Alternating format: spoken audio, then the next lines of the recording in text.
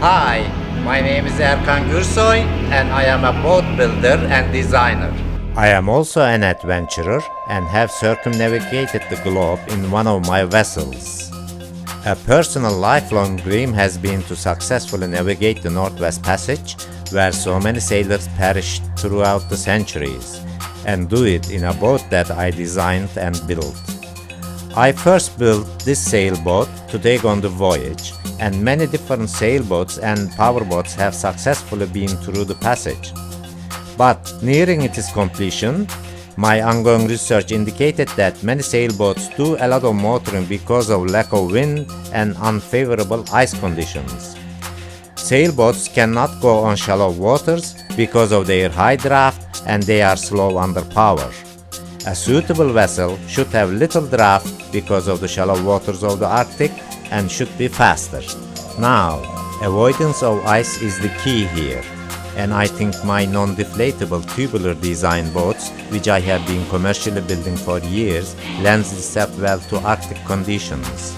With its deep V-hull configuration, will take the rough water well, and being a lighter boat, it will move with less energy.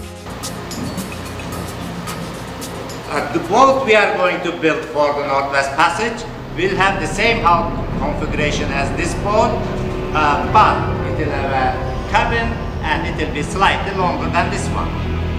The vessel will be crewed by 3 personnel, myself, first mate and the filmmaker. The voyage due to commence at the beginning of May and to end at the end of August. In the Arctic, fuel stops are few and far in between. Our fuel tank should be big enough to handle it. The rudder and skeg assembly can be lowered when sailing and raised when motoring. A major reason for me wanting to make this trip, aside from a personal quest, is to establish the importance of sovereignty that Canada has striven to maintain over the past century or so. We will achieve this by visiting and filming passages and places encountered by some of the remarkable historic voyages of the past. In addition to making a true reality TV show, we hope to run a live website that is updated constantly from the vessel. It makes me feel proud that I would be the first Turkish Canadian to sail through the fabled passage. The Turkish press have taken a great interest in my previous voyage, as we Turks are anxiously excited with our own seafaring identity. A successful passage would come as a much-needed boost in morale to Turkish people as they struggle on the threshold of entry into the European Common Market. On completion of the Northwest Passage voyage, I plan to sail the vessel into Turkey via European seaports.